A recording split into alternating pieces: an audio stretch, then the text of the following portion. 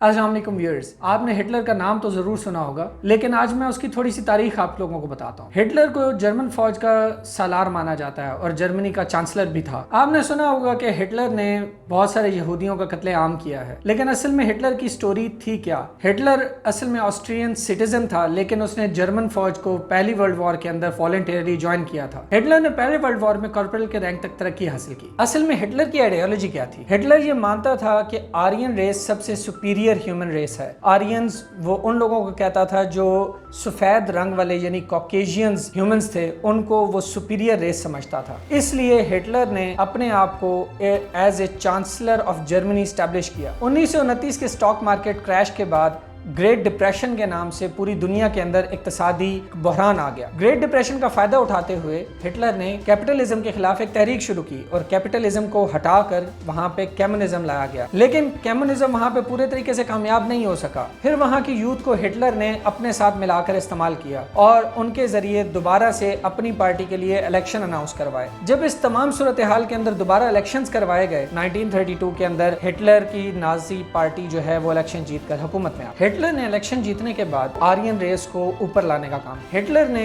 अपनी एक paramilitary force भी बनाई जिसका नाम उसने स्टुचस्टाफल यानी एसएस ग्रुप रखा। इस एसएस ग्रुप के दो मेन पोर्शंस थे, एक जनरल एसएस और एक आर्म्ड एसएस। इस एसएस ग्रुप की बेसिक जिम्मेदारी ये थी, वो लोग जर्मनी के खिलाफ, जर्मनी में किसी रेस के खिलाफ कोई बात होती थी या जर्मनी में किसी किस्म के भी फ्रीडम ऑफ स्पीच को दबाने के लिए एसएस ग्रुप का इस्तेमाल किया जाता था। एसएस ग्रुप पूरे जर्मनी के अंदर स्टेट टेररिज्म और मास सर्वेलेंस के लिए मशहूर था। बाद में वर्ल्ड वॉर 2 के अंदर जब जर्मनी ने यूरोप के ऊपर कब्जा कर लिया था, तो यही एसएस ग्रुप पूरे के पूरे यूरोप के अंदर मास सर्वेलेंस और स्टेट टेररिज्म को प्रमोट किया करता था। एसएस ग्रुप के बहुत सारे ऑफिसर्स को वर्ल्ड वॉर 2 के बाद जंगी जराइम के अंदर सजाएं भी हुए हैं। इस एसएस ग्रुप का सरबराह जो है वो हाइनरिक हेमलर को समझा जाता है। इसके बाद एडोल्फ हिटलर ने एक और टूल को यूज किया जिसे कहते हैं प्रोपेगेंडा। जर्मनी के अंदर पॉल जोसेफ गोेबल्स को प्रोपेगेंडा का बाप कहा जाता है। एडोल्फ हिटलर ने पॉल जोसेफ के थ्रू इतना प्रोपेगेंडा फैलाया, हर वक्त रेडियो चैनल्स पे, हर वक्त मीडिया के थ्रू। जर्मनी और यूरोप में इस प्रोपेगेंडा को बहुत प्रमोट किया गया कि आर्यन रेस सबसे सुपीरियर है और जर्मनी जो है वो सबके लिए बहुत अच्छे काम कर रहा है। जर्मनी बड़े अच्छे तरीके से इन ऑक्यूपाइड नेशंस को कंट्रोल कर रहा है। इस प्रोपेगेंडा का जो बुनियादी मकसद लोगों के दिल के अंदर, या जो ऑक्यूपाइड लोग हैं जिन मुल्कों पे कब्जा किया गया, उनके दिल के अंदर जर्मनी के लिए और एडोल्फ हिटलर के लिए अच्छे ख्यालात पैदा किए जाए। अब मीडिया को मुसलसल जर्मनी में कंट्रोल किया जाता था। किसी को भी ये पता नहीं लगने दिया जाता था कि असल में वहां पे हो क्या रहा है। हर जगह पे, हर दफ्तर में एडोल्फ के तारीफों के बयानात लगे हुए हैं, एडोल्फ की तकरीरें लगी हुई हैं, और जो लोग गलती से भी स्टेट के खिलाफ कोई बात करते थे या गलती से भी जो है वो एसएस ग्रुप के खिलाफ या जर्मनी के खिलाफ या आर्यन रेस के खिलाफ या एडोल्फ हिटलर के खिलाफ कोई बात किया करते थे, उन लोगों को बदतरीन अंजाम का सामना करना पड़ता था। उस दौर के अंदर बेतहाशा लोगों को इसी नाम के ऊपर फांसियां दी गई हैं। सरेआम उन्हें फांसी पे लटका दिया जाता था, उन्हें गद्दार डिक्लेयर कर दिया जाता था। ये था ऑक्यूपाइड जर्मनी, ये था ऑक्यूपाइड यूरोप, ये हैं वो कसूर, ये हैं वो जराइम जो जर्मनी करता रहा है वर्ल्ड वॉर 2 के अंदर या वर्ल्ड वॉर 2 से पहले, जहां पे जर्मनी के अंदर खुद जब एडोल्फ हिटलर की हुकूमत मौजूद थी। मीडिया को कंट्रोल करना, उसके बाद अपनी प्रेजेस, अपनी शान में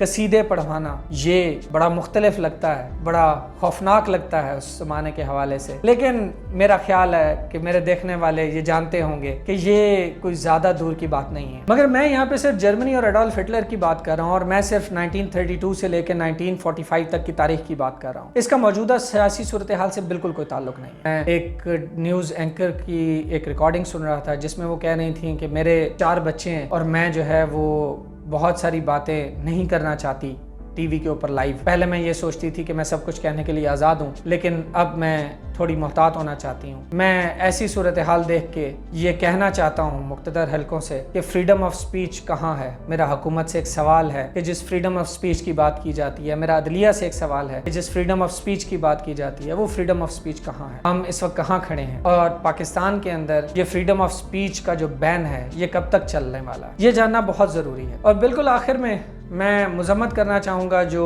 एंकर पर्सन्स को गिरफ्तार किया जा रहा है और जो मीडिया पर्सन्स को गिरफ्तार किया जा रहा है उसकी, ताकि मेरी मुजम्मत से कोई फ़र्क तो नहीं पड़ेगा, शायद मुझे देखने वाले भी इतने लोग ना हो, लेकिन एज ए मीडिया स्टूडेंट शायद ये मेरी जिम्मेदारी बनती है। आप लोगों का वीडियो देखने का बहुत शुक्रिया। अगर आप नाज़ी जर्मनी के बारे में और एडोल्फ हिटलर के बारे में मजीद कुछ जानना चाहते हैं तो वीडियो के नीचे कमेंट कीजिए। नाजरीन, आपके वक्त का बहुत शुक्रिया। अल्लाह हाफिज़।